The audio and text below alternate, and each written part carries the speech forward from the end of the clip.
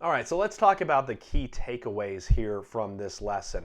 The first one is we should always try direct substitution for evaluating a limit first. But if direct substitution gives us the indeterminate form,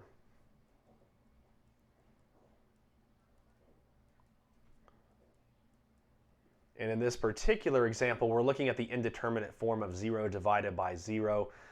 We'll talk later on in this course. There are some other indeterminate forms where we get things that take the form of infinity divided by infinity, but the main one to focus in right now on evaluating limits is this idea of 0 divided by 0.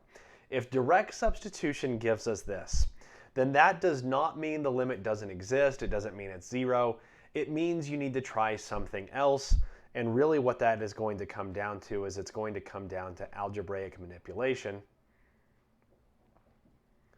which is what we highlighted in this particular lesson. So algebraic manipulation can be used to evaluate the limit. And the main techniques that we saw here today, we saw that factoring and dividing out a common factor might give you a chance to then go back and retry direct substitution. We also saw on functions that had radicals involved in them that the use of a conjugate also is a very helpful tool that might help you rewrite a function and then again try direct substitution.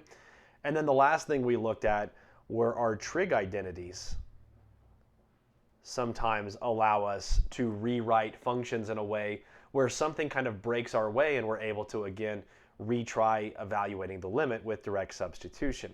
So that's what happens when we get the indeterminate form of 0 divided by 0. But also remember at the top of the lesson we talked about how if direct substitution gives us a form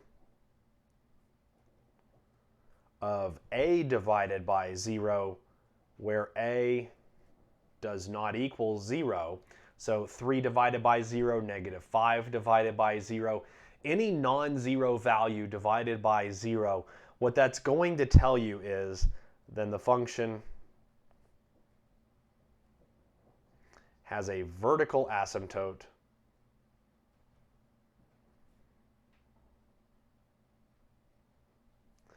and the limit does not exist.